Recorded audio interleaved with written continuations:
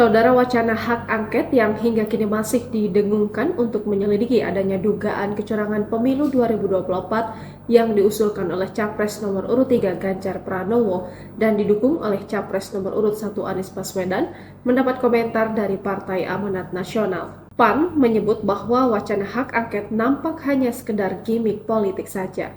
Wakil Ketua Umum Partai Amanat Nasional Yandri Susanto menyebut bahwa wacana hak angket untuk menyelidiki dugaan kecurangan pemilihan presiden 2024 hanyalah gimik politik.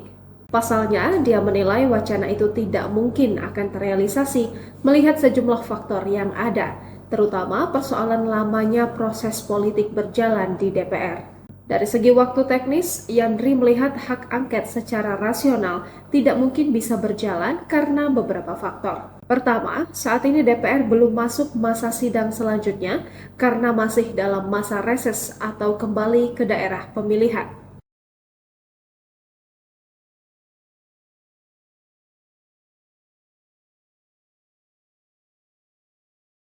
Yandri mengatakan jika fraksi-fraksi sepakat hak angket, proses selanjutnya adalah mengirimkan laporan ke Badan Musyawarah untuk dilakukan rapat pimpinan DPR. Menurut dia, proses itu pun memakan waktu yang tidak sebentar karena akan ada perdebatan antara pimpinan DPR. Namun, Yandri mengatakan kembali memasuki masa reses pada akhir April dan bulan-bulan selanjutnya.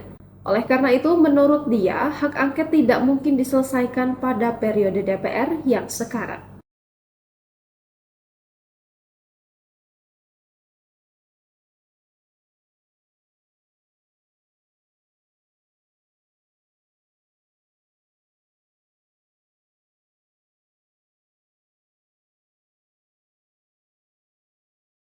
Download Tribun X sekarang, menghadirkan lokal menjadi Indonesia.